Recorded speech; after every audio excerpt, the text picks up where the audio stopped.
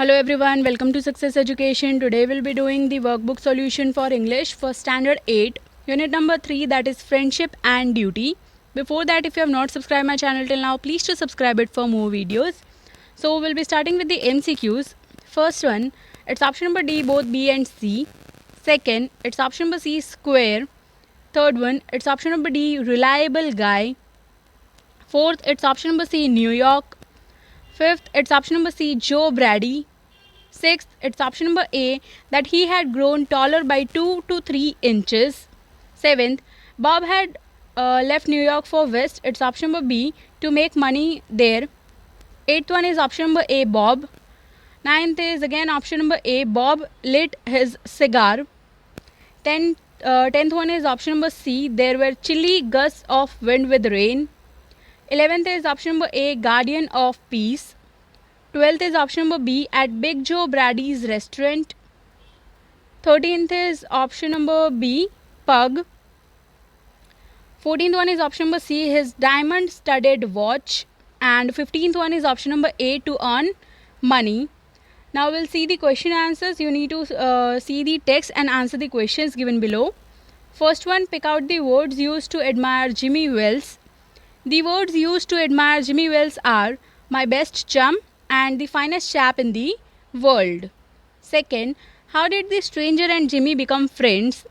The stranger and Jimmy became friends as they were raised together in New York as two brothers. They had dined together in Big Joe Brady's restaurant before parting. Third one is, give the meaning of to make fortune and use it in your own sentence. So the meaning of to make fortune means to make money. And the sentence is, he went to London to make fortune. Now second paragraph question answers. First one, what do you mean by the words we lost track of each other? We lost track of each other means they lost contact with each other. Second, what kind of proposition the West is for the narrator? The narrator had gone to the West because he found better business scopes there. The narrator wanted to earn money anyhow. Third, why does the narrator describe Jimmy as the truest, staunchest chap? Through their brief encounter, the two explore the themes of friendship, loyalty, and trust. Bob's punctuality in keeping his meeting with Jimmy perhaps best demonstrates his loyalty to their friendship. Now, third paragraph question answers. First one, for whom are the words the new arrival used? The words the new arrival is used for another policeman in plain clothes. Second, why did the other man wish that the old restaurant was not gone? The other man wished that the old restaurant was not gone so that they could have had another dinner there. Third, what difference does Bob find in Jimmy after 20 years? Bob found that Jimmy was tall by 2 or 3 inches after 20 years. Now we'll see question number 3. Answer the following questions in 2 or 3 sentences each. First one is, describe the policeman on the beat. The policeman was patrolling the avenue quite impressively. His impressiveness was natural and not for show. He twirled to the stick in his hand. He was quite alert and vigilant. He cast his watchful eye along peaceful street.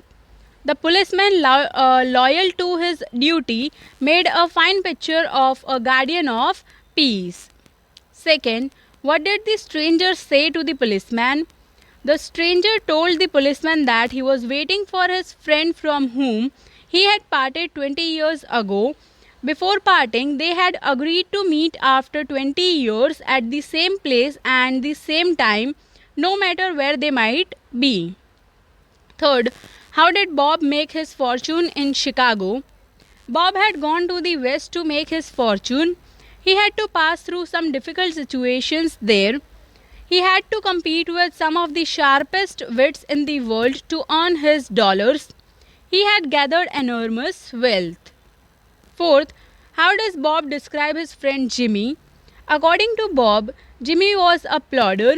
He was his best chum and the finest chap in the world. They were raised in New York like brothers. Fifth, what did Jimmy's note contain? Jimmy wrote to Bob that he was present at the appointed place on time. He wrote that when Bob struck the match to light a cigar, he recognized him to be the criminal the Chicago police was looking for. Jimmy added that being close friends, he himself could not arrest Bob, so he sent a plainclothes policeman to arrest him. Sixth one, explain the end of the story after 20 years. The end of this story is filled with a big surprise, which is that the policeman whom Bob met in the front of the darkened hardware store was actually his best friend Jimmy Wells, and the person who was telling himself as Jimmy Wells was a policeman whom the real Jimmy Wells had sent to arrest Bob. Now, question number 4, that is match A with B. First one is Jimmy Wells. The answer is B, old chap. C, a plodder. And F, the officer on beat. Second one is Bob. It's option number A, man in the doorway. D, man from west. And G, that is man with a diamond watch. And third one is the tall man. It's option number E, a man with pug nose. Now question number 5, that is true or false. First one is false. Second one is true. Third and fourth are false. Fifth, sixth and seventh are true. Eighth one is false. And ninth and tenth are true. Now we'll see word power. For first question number 1 is match the following. First answer is option number D, spectator. Second is option number E, restaurateur. Third is option number F, staunch. Fourth one is option number A, plodder. Fifth one is option number G, pedestrian. And sixth one is option number C, patrolman. Now we'll see question number 2. Make verbs of the following words and use them in the sentences of your own. First answer is impress. He impressed me in the first meeting itself. Second one is ascertain. They were unable to ascertain the cause of the fire. Third one is dinnered. I had dinnered at 9 p.m. Fourth one is propositioned. He was propositioned by a prostitute. Fifth one is exist. She believes that ghosts don't really exist. Sixth one is enlarge. Reading will enlarge your vocabulary. Seventh one is quiet. He quieted the crowd by raising his hand.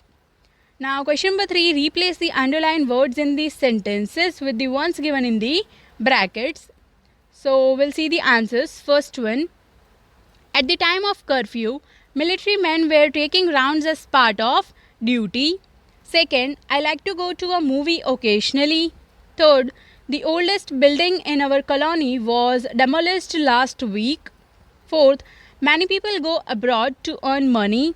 Fifth, allegations of fraud have put the minister's career in a very uncertain and dangerous situation. Now we'll see the grammar part. Question number 1, change the voice of the following sentences.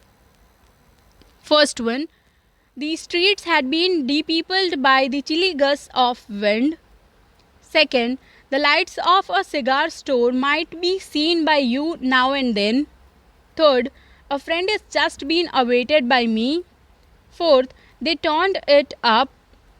Fifth, a match was struck and his cigar was lit by the man in the doorway. Sixth, Jimmy couldn't have dragged out from New York by you. Seventh, some of the sharpest wits had to be competed by me. Now question number 2, rewrite as directed. First answer is isn't it. You need to add the question tag for the answer. Right, so the answer is isn't it. Second one is no other chap is as fine as Jimmy Wells in the world. Third, no sooner the policeman walked up to him than the man spoke quickly. Fourth one, he didn't thought that there would be any other place on the earth than that one. Fifth, you haven't heard from your friend since you left. Sixth, unless Jimmy is dead, he will be here by that time. Seventh, you are Jimmy Wells, he holded. Now we'll see picture reading. Study the picture carefully and write about 8 sentences on it.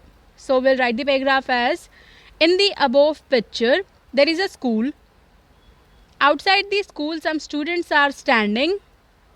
Among them, two students are smoking cigarettes, which is very harmful to health. One of the students is drinking alcohol. Consumption of alcohol is dangerous, especially at such a small age. Smoking and drinking increases the risk of throat cancer. Children should avoid smoking and drinking as it puts their lives and future to an end. And if you have any other sentences in your mind, you can write in it. Okay. Now we'll see the writing part. First is the letter. Write a letter to your friend how you unfolded the secret of the things frequently getting stolen from the bags of your classmates. You may take help of the clues given below. So we'll write the letter as, Dear friend, I am fine here and hope the same for you. You know that there was a frequent stealing of study things in my school. I noticed that the stealing time was around our lunch break. Our class teacher asked everyone, but no one came up. So I decided to find out the thief. Hence, I shortlisted the suspects and observed their behavior and movements with the help of my few friends. One day, the thief boy was stealing a pen from one of my classmates' bag. That's when I caught him red-handed. Finally, I caught the thief who stole those stuffs. Actually, I could do it as I had read many detective books. Your loving friend XYZ. Now, question number 2 is write a report on the theft in your neighborhood based on the points given below. So, firstly, we'll write the heading as theft in Vasant Vihar. Then the date on the left hand side.